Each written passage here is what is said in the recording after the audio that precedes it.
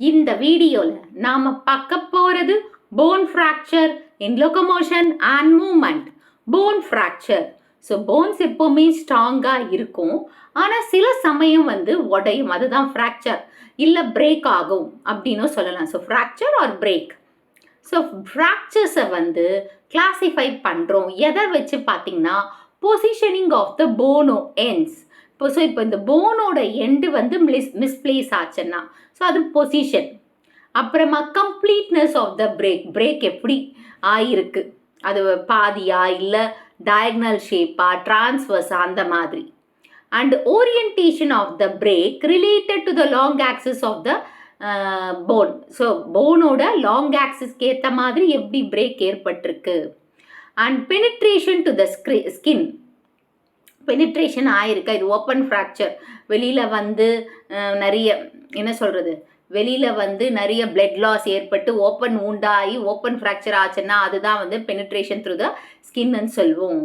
Location of fracture எந்த இடத்துல நடந்திருக்கு, அப்புறமா எக்ஸ்டர்னல் அப்பியரன்ஸில் எப்படி இருக்குது அந்த ஃப்ராக்சர். ஸோ அப்புறமா நேச்சர் ஆஃப் த பிரேக், இதை வச்செல்லாம் கிளாஸிஃபை பண்ண முடியும். இப்போ காமன் டைப்ஸ் ஆஃப் ஃப்ராக்சரை பற்றி தான் நம்ம பார்க்க போகிறோம்.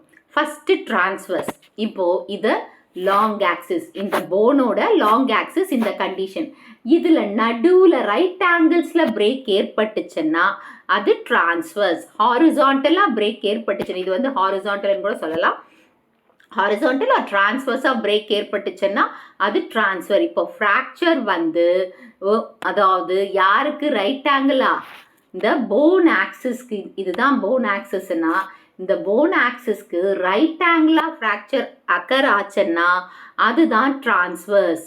எ fracture that is at the right angles to the bone long axis is called transverse fracture. Okay, next oblique நான் டிஸ்பிளேஸ்டு. இப்போ இந்த ஃப்ராக்சர் டயக்னலாக இந்த மாதிரி டயக்னலாக நடந்திருக்கு. ஸோ டயக்னல்னா இப்போ ஒரு இது ஸ்கொயரு, அதில் நடுவில் கட் பண்ணுறோம் இல்லையா, அந்த மாதிரி இந்த லாங் ஆக்சிஸ்க்கு டயக்னலாக பிரேக் ஏற்பட்டுச்சுன்னா பிரேக் ஏற்படும். அது ஒப்ளிக். ஆனால் என்ன, டிஸ்பிளேஸ் ஆகலை, தனித்தனியாக போகலை.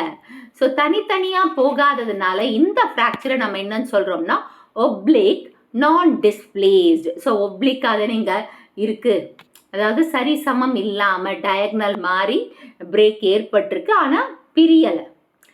இங்கே பாருங்க, a fracture that is diagonal to the bone long axis and the fractured bone is not displaced from its position. அந்த பொசிஷன்லேருந்து மாறலை. ஸோ அதை நம்ம என்னன்னு சொல்லுவோம், oblique non displaced. Next oblique displaced. இப்போ ஃப்ராக்சர் இந்த போன் ஆக்சிஸ்க்கு டயக்னலாக ஏற்பட்டு ரெண்டுமே தனித்தனியாக, இது ஒன்று டிஸ்பிளேஸ் தனித்தனியாக பிரிஞ்சிருந்ததுன்னா அது ஒப்ளிக் டிஸ்பிளேஸ்டுன்னு சொல்லலாம். So a fracture that is diagonal to the bone long axis and the fracture bone is displaced from its position. So அதோட பொசிஷன்லேருந்து மாறுபட்டு இருந்ததுன்னா அது oblique displaced. ஸோ கிராக் ஒப்ளிக்காக நடந்து ரெண்டும் தனித்தனியாக, இந்த போனும் இந்த பக்கம் இருக்கிற போனும் தனித்தனியாக பிரிஞ்சு உடஞ்சிருந்ததுன்னா அதுதான் நம்ம என்னன்னு சொல்லுவோம், ஒப்ளிக் டிஸ்பிளேஸ்டு ஃப்ராக்சர் அப்படின்னு சொல்லலாம். Next spiral. ஸோ இது ரேக்டு பிரேக்குன்னு சொல்லலாம், ஒரு மாதிரி ரேக்டு பிரேக். ஏன்னா இங்கே நிறைய ட்விஸ்டிங் ஏற்படும். யாரால ட்விஸ்டிங் ஆச்சு, அந்த ஃபோர்ஸஸால், அதாவது தாறுமாறாக ஏற்பட்ட ஃபோர்ஸ் அந்த போன் மேலே அப்ளை பண்ணதுனால நிறைய ட்விஸ்டிங் ஏற்படும்.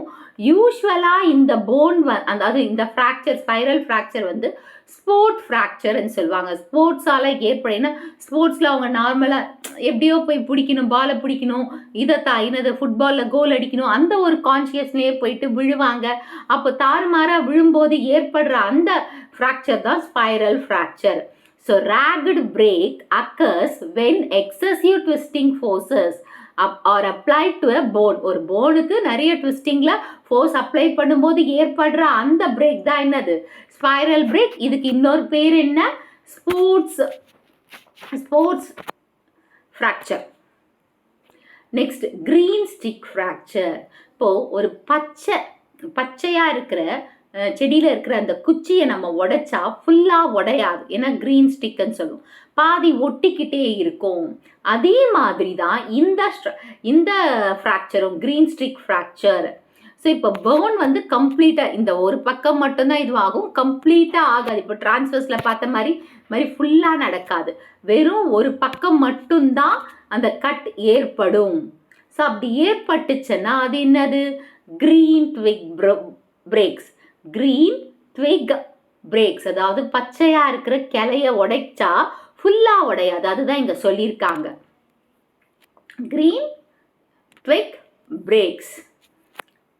ஸோ இது வந்து காமன் யார்கிட்டன்னா சில்ட்ரன்ஸில், ஏன்னா சில்ட்ரன்ஸோட போன் வந்து ரொம்ப ஃப்ளெக்சிபிளாக இருக்கும், அதனால் அவங்களுக்கு ஏற்படுற பிரேக் வந்து கிரீன் ஸ்டிக் பிரேக்குன்னு சொல்லலாம்.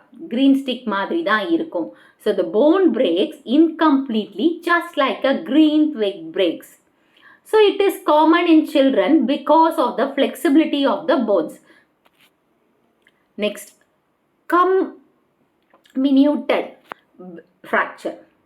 ஸோ இப்போ இந்த போனோட அதாவது ஃப்ராக்சர் இருக்கு இல்லையா, ஃப்ராக்சர் வந்து பிரிட்டில், அதாவது ஈஸியாக உடையிற மாதிரி இருக்கும். இது ஏஜ்டு பீப்புளில் நம்ம பார்க்கலாம், தூளாக உடைஞ்சிருக்கும், நிறைய பீசஸாக 3 or more பீசஸில் இருக்கும்.